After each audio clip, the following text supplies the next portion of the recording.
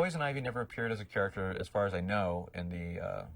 I'm pretty sure she was never in the Adam West version of Batman, and I don't think she was ever in Super Friends or the Filmation Batman cartoons of the '60s. A lot of the best Batman villains have interesting psychological motivations, and her big thing is that she feels that plants are being mistreated and misused, and a lot of things that man does in the world, with pollution and things, are harming the environment.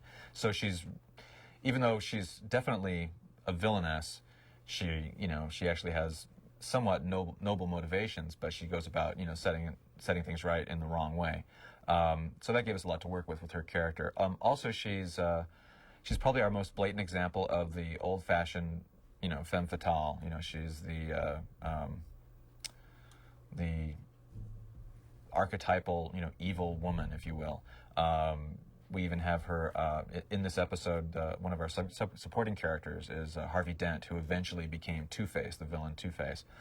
We hadn't gotten to that point in the series yet. We actually did a whole bunch of episodes with him just as Harvey Dent, the DA, to set him up so that when we turned him into Two-Face, it would have a little bit more of an emotional impact.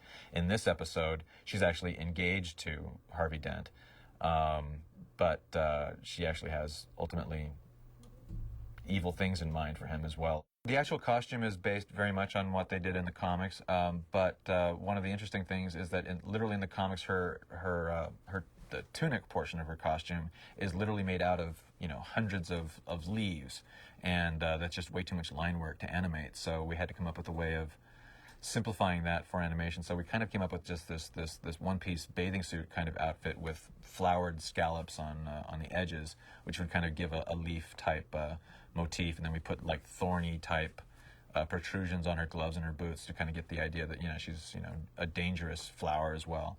The actual look of the character at the time, I was.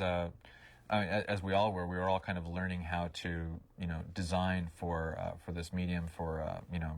It's a straight, realistic action adventure show, but at the same time, it's got cartoony styling, and we were trying to figure out how to combine the two. In particular, the women characters were giving me trouble. I was having a hard time, designing the women characters, and they were coming out a little bit too masculine or too stiff. And so there was an artist that I had known for years named Lynn Naylor, who excelled in doing real cartoony but cute and appealing women characters. So we actually hired her to do a bunch of different character designs for Poison Ivy and for the Renee Montoya character, who's a Hispanic policewoman, and the Summer Gleason, who's the newscaster. And she did dozens and dozens of Poison Ivy drawings, and from taking the best of her sketches, I kind of combined them all and kind of came up with the final Poison Ivy model.